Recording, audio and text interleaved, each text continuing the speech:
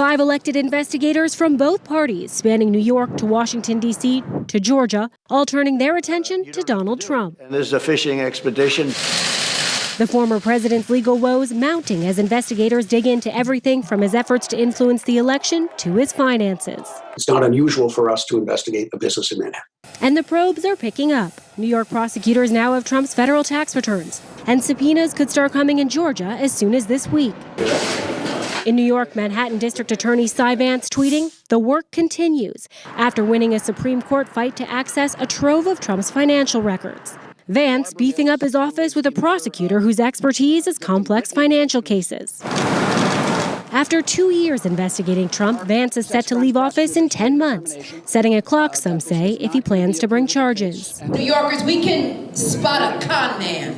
Then there's Letitia James, the New York Attorney General who ran on taking on Trump. Tonight, we celebrate.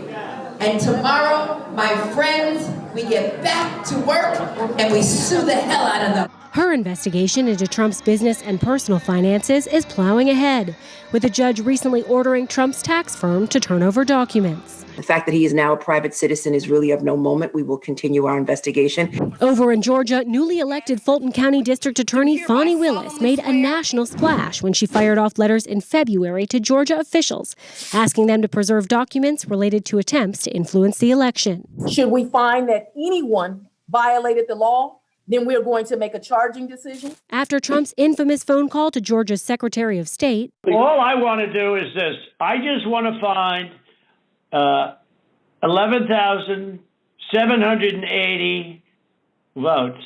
Willis is investigating potential crimes such as solicitation of election fraud and racketeering. Also investigating that call, Georgia Republican Secretary of State Brad Raffensperger's office. He's an enemy of the people, the Secretary of State. Though he voted for Trump, Raffensperger came under fire from Trump and state Republican officials for refusing to overturn the election in the former president's favor. I never believed it was appropriate to speak to the president. I guess he had his staff push us, and they wanted to call. And in Washington, D.C. Attorney General Karl Racine is taking a look at the former president for whipping up the violent mob that stormed the Capitol January 6th. We fight. We fight like hell. At the very least, his comments were absolutely reckless. Whether they rise to the level of incitement, we're going to look at all of our law books and the facts. Now, a spokesman for the president didn't respond to a request for comment for this story, but in the past, the president has said these investigations are politically motivated, and his team has insisted there was nothing wrong with that phone call he made in Georgia.